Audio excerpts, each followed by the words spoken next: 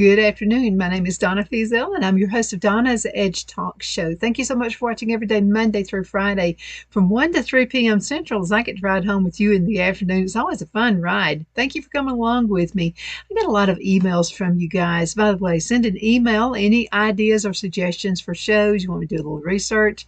I'm a geek. I love doing that. You can send an email to donna@donnasedge.com. That's donna@donnasedge.com. Now, don't forget, you can watch us on television, channel 182 on Charter Communications. You can also find us syndicated on Abundance Television, found on Roku, Apple TV, and Amazon Fire. And don't forget the podcast on thenewscasters.com. And again, you can see us on the radio at iacradio.media. Now, a common question I get is, I'm traveling alone and I'm a woman. So how safe can I be? I got to say, some of you women, though, I'm going to tell you what, I'd hate to meet you behind a dark alley. But just in case, let's go ahead and talk about that. So I've got several tips right here, and this is from a website. It's a common one, BeMyTravelNews.com. BeMyTravelNews.com. And I think these are really good. Now, these are good for you men, too. I mean, you're not without weirdos out there. So this is number one. Politeness is never more important than safety. Now, how is it we in the South? We want to throw our hands up and wave at every single person we see. Be careful. So this is what the article says. It says, the world would be a better place if everyone was thoughtful and kind. Sometimes people, especially women, let courtesy override our gut instincts because we don't want to be rude, or we don't want to be told we're overreacting. You know, some people say that. So we should always trust our intuition and stop worrying about what other people think. That's my new motto, by the way. I don't worry about that anymore. Be nice when you want to and choose safety when you don't. Again, if it's just some weird gut feeling, go for it. There's a reason you've got that gut.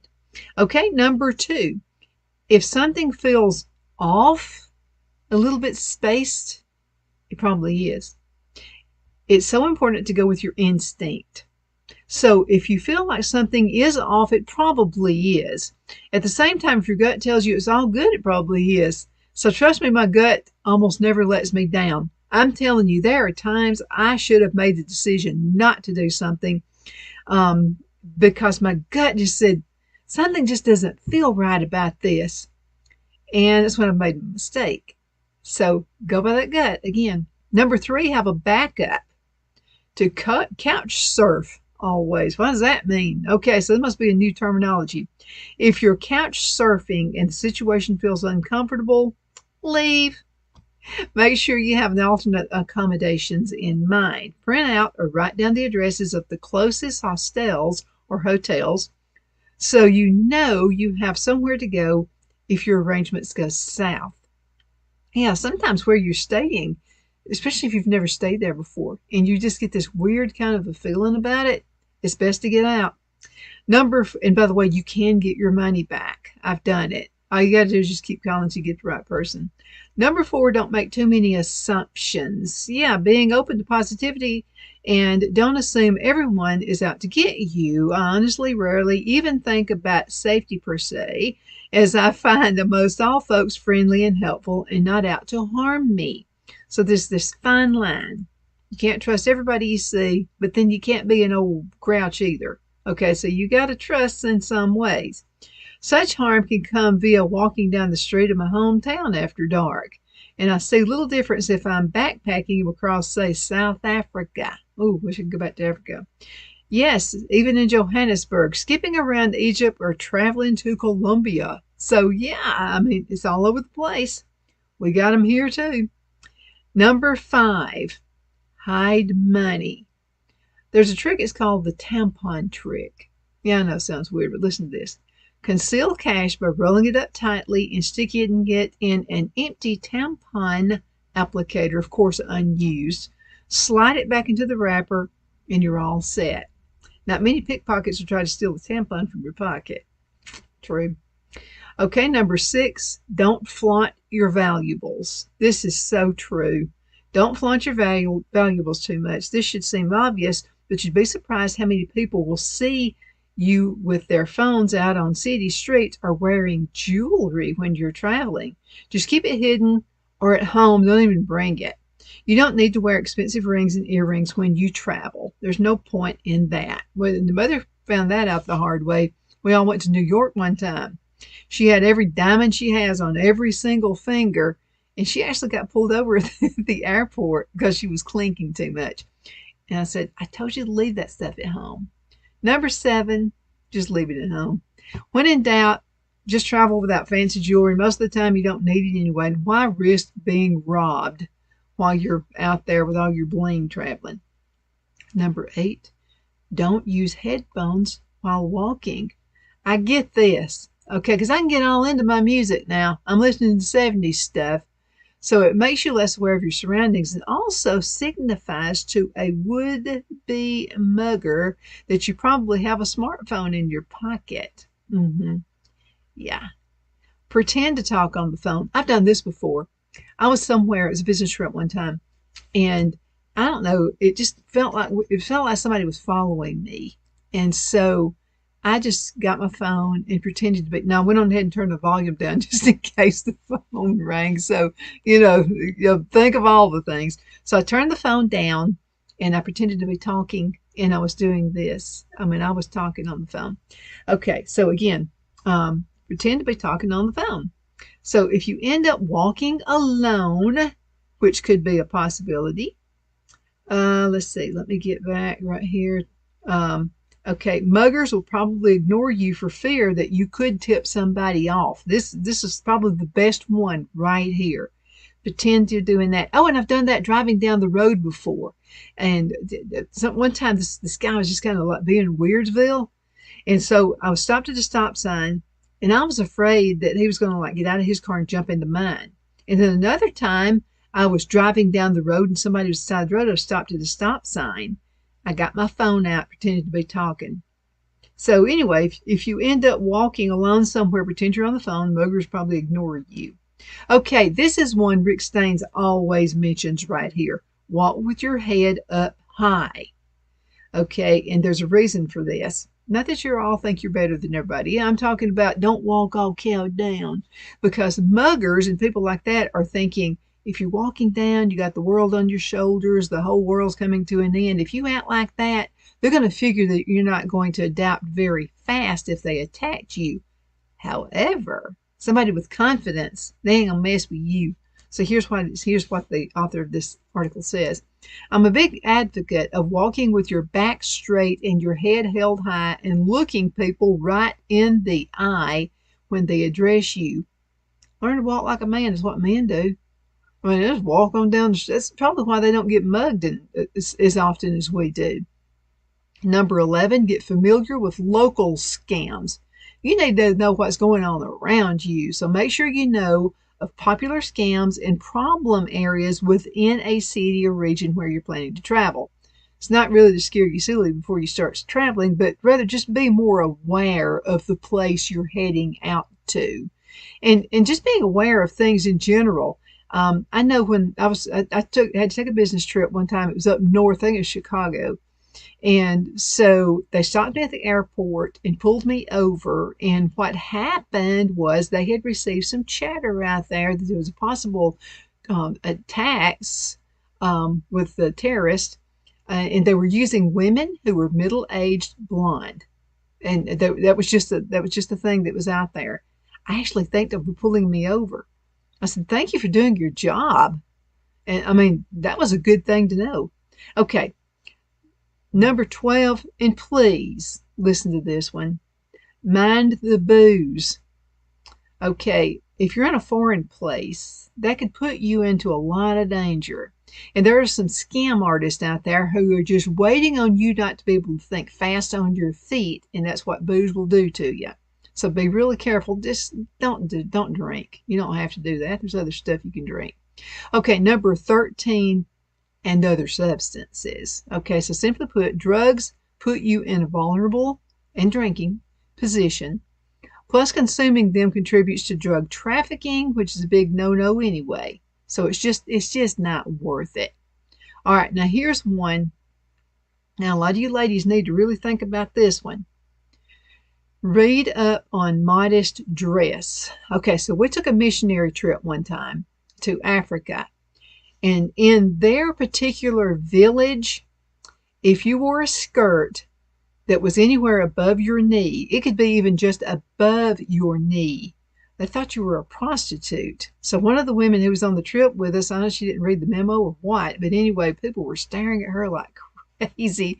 We were walking in the village and shopping and finding food and stuff like that. And they were just staring at her, and I thought, why are they staring at her like that for? And then I thought, wait a minute. I remember the missionary saying, don't wear a skirt that comes up above your knee, because in this, you don't know what other people's customs are. So read up on what their customs are so that you don't get thought about as being something you don't need to be thought about. So anyway, let's read up on the modest dress. Okay, this could also apply to church as well. Some of you ladies. Okay, so dressing appropriately can save you a lot of trouble for women wherever you go. So areas that are hot and humid are normally more comfortable in shorts and sleeveless tops, but they may not be suitable for certain traditions, cultures, and locations, just like I told you about South Uganda. When we went down there, and one of the ladies on the trip now had a skirt on barely above her. It wasn't a mini skirt or anything like that, but it was just barely above her knee. And man, people were staring at her.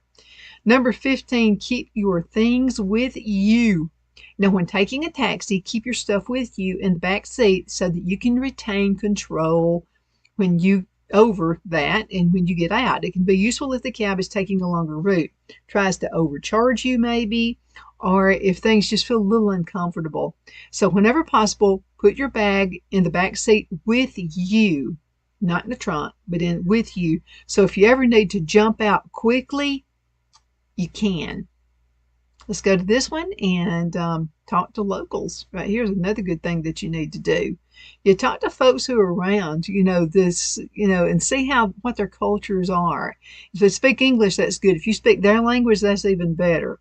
Okay, let's go into a commercial break, and we're going to return in just a few minutes. We're talking more about traveling. Twin City Used Car Sales has been serving drivers in the Northeast Alabama area for years with a quality selection of late model used cars, SUVs, and pickup trucks.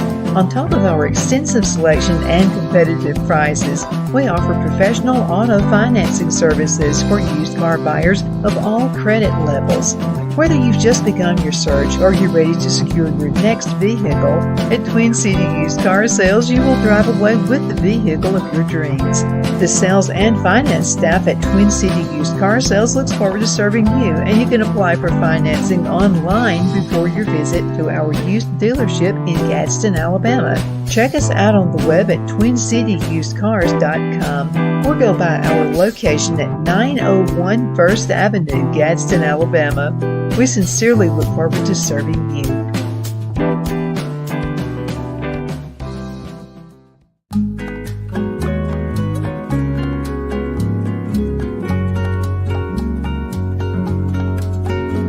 At Lamone's Mexican Restaurant, located in Henniger, Alabama, and voted Best Mexican Restaurant of DeKalb County, Alabama 2020, we're here to serve you with authentic Mexican cuisine. Order easily online by going to lamonsmex.com or call 256-657-3999 to place your order.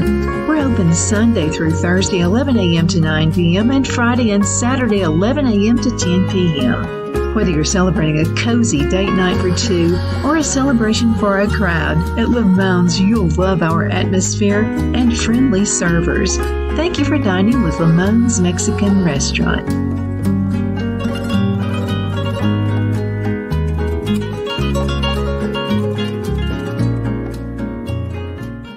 At Liberty Bank, we're all about community. Whether it's to help with a charity fundraiser or help families in need, toys at Christmas, or a local football team, we're here for you. You see, we realize the importance of family. Sometimes it's to build a new home or necessary home repairs. We're here for you. If you like the feel of a small town bank with all the conveniences of a big city bank, we're here to serve you. You will find us at any of our convenient locations in DeKalb, Marshall, Etowah, and Blount counties in North Alabama. You can call and speak with any of our friendly staff at 256-659-2175 or check us out on the web at libertybankal.com. And thank you for your support of our community. Member FDIC Equal Housing Lender.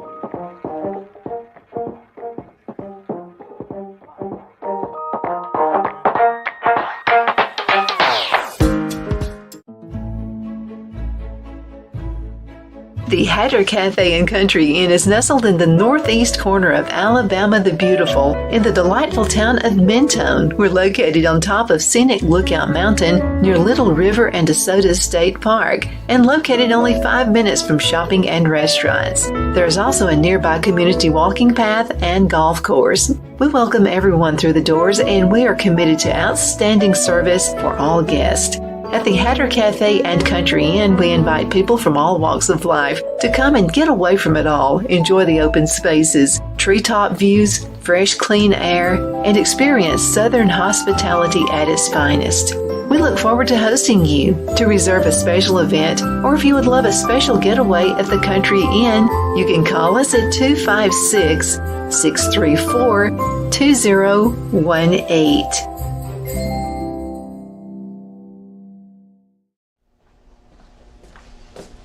Are you ready? We all wonder what tomorrow will bring, but the future lays itself at the feet of the prepared and surrenders to the will of the persistent. It's not easy, but today shapes you so you can shape tomorrow. With Northeast Alabama Community College, when the future asks if you're ready, you can answer. Yes.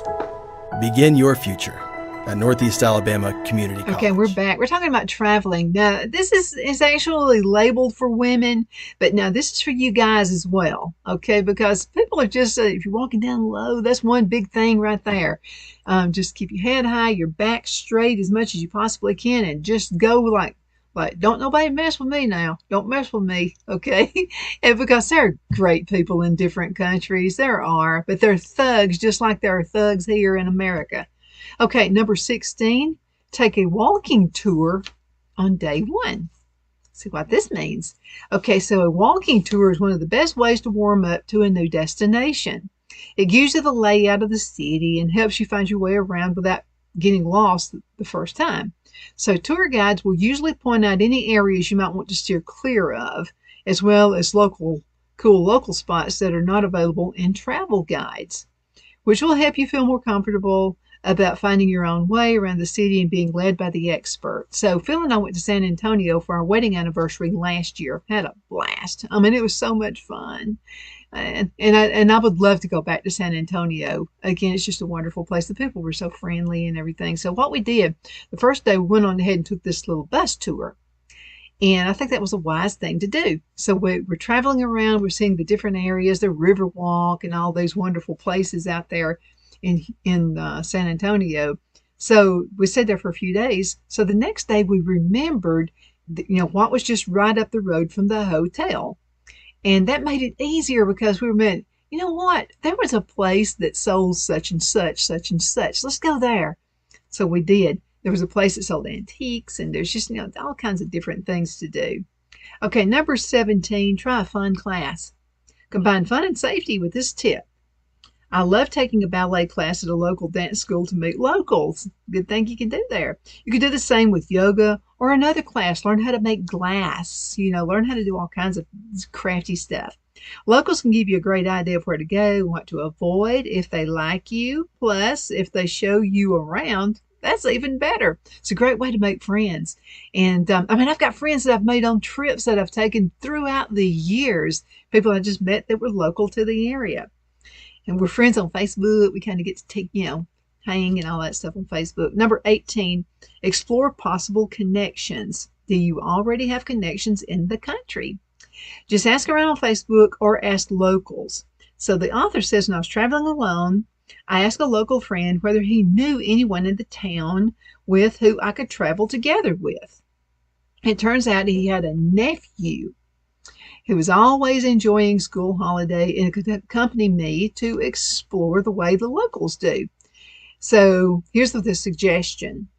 Solo female travelers who are planning to travel to cities perceived as dangerous need to look around at their friends to see if they have any connections to local citizens at the destination city. So be super careful. Okay, now number 19, look for other women. Okay, so from the experience, women look after women, which is heartwarming. So the author said, I travel solo, and local women are often really helpful. Then you meet these women, you're no longer alone, and you wind up being like friends. It's great to have friends all over the place. I mean, it really is. Actually, more than I've got in my family. So as long as you got friends, it doesn't matter where. Okay, number 20, be careful on apps. Yes, I can testify to this. I was traveling and actually pulled up an app, and Phil was with me, of course, but I pulled up an app and I looked at my credit card the next day and I started getting charged for something I didn't buy. So be careful. So a lot of travelers like to download, don't download dating apps, whatever you do. Don't do that. It's going to get you in trouble. But anyway, if you do, people use Tinder and Bumble to meet people while they're traveling. It can actually be a fun way to meet locals, but be super careful. The predators are out there. Always let someone know where you're going and make it clear to your date what your intentions are. You need to have you a travel buddy. If you got a family member or maybe a friend or somebody you could send a text to and just say, hey, I want to take a picture so I can show my friend what you look like, and take a picture of them and then say, we're about to go to whatever, like that. So say you've just laid down something, you've laid down a trail. So that's a good thing to do. These smartphones are good for a lot of stuff. Okay, number 21, learn a bit of local language. At least being able to say thank you or hello would be big. That can help build trust with people and show them that you've made a special effort to learn about your destination. I think this makes people more likely to help you if you need it. I think so. Okay, transit safely. So number 22 is walk strategically. What does that mean? So if I'm traveling solo after dark, I'll often walk relatively close to a couple or a family. Usually if I shoot them a smile, they'll see that I'm not stalking them, but I'm instead looking to walk with people.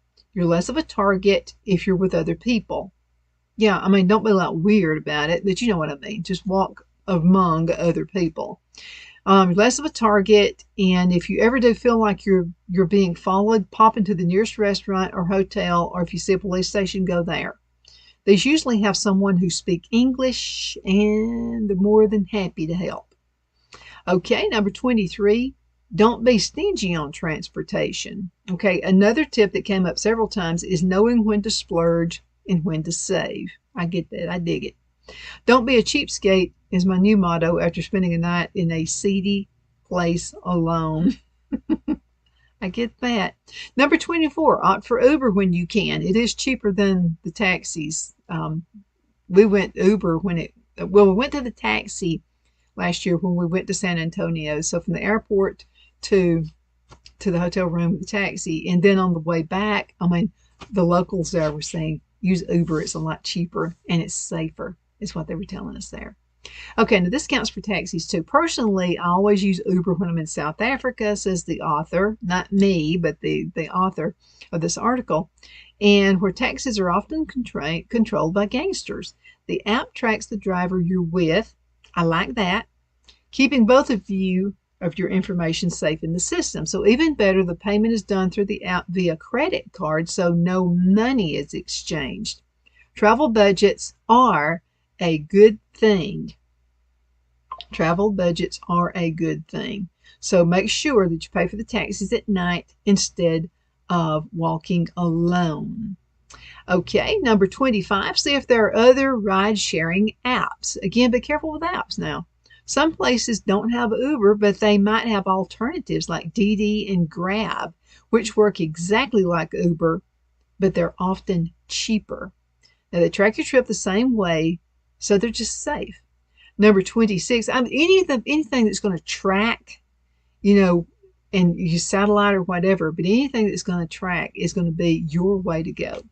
Choose your driver wisely. Okay, so another good taxi tip, if you don't have a SIM card to use Uber, is to take the driver who is least interested or maybe even sleeping. Chances are lower that he or she will have malicious plans. Never thought about that. Number 27, don't travel at night. Okay, there was a time when this several years ago. I loved going to New York, and I would go to by myself because I would be on business trips. And so I'd hang out with some women that I had met, maybe, and so we would walk down like New York, and I mean, and I felt so safe. I wouldn't do it now. It doesn't feel safe anymore. Okay, number 27, don't travel at night. Avoiding traveling by train, taxi by night, if possible. Don't take the subway, whatever you do. Arrange to arrive at a new location in the light of day. Not only will you feel more at ease, but you'll be able to be more aware of your surroundings. But there will also be more people around, giving you a more secure feeling. Number 28, have your accommodation details on hand. So the author says, I always grab the business card or ask front desk to write down the name, address, and phone number of my accommodation. That way, if I get lost or I'm in a cab and I can't communicate with the driver, I can hand it to them and I can always get back home. Excellent idea. I like that one. Okay, take only official taxis. Okay, research what official taxis look like in your destination and only take those. In many places, there are fake taxis that can actually be part of a human trafficking scheme and other crimes. Oh boy, I just didn't think about that. That's a great one. Have a dummy wallet. This is a good one right here. Carry decoy money in a dummy wallet. Keeping most of your cash in your bra or your money belt or whatever is great, but if someone wants cash from you and you have nothing to hand to them, they could get angry or even violent.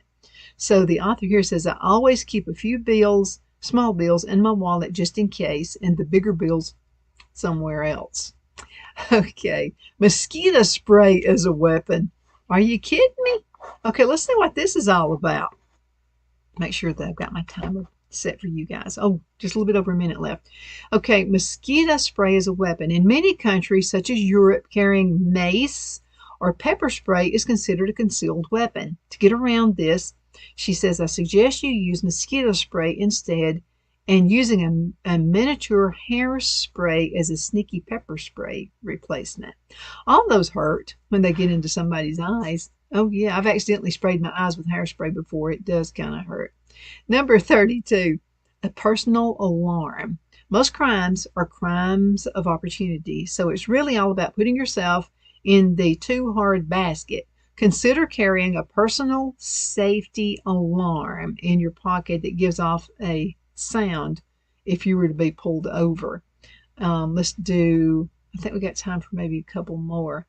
Okay, get the most out of your solo experience. So sometimes you just need to be alone and to get some peace, to get space to think, and to be at peace with the world and oneself. Sometimes this is only possible when there are no other people around, when you have to talk to yourself, listen to yourself, and leave all of the hectic and stress of everyday life. So enjoy this time. Take your time and do whatever you want. This is your time. Go for a walk in the daytime just by yourself. Sit in a cafe, go to a museum, or just do something adventurous. It can be anything, so try not to speak to anyone, just yourself, and you'll see that you'll actually enjoy your own company a lot more than you would have expected. So I hope these tips have worked out for you. Now, this is not just for folks traveling alone. This is if you're going as a couple as well. So some of those tips I see that Phil and I could have used when we went to San Antonio last year. Got another wedding anniversary coming up too, so we're going to see what happens.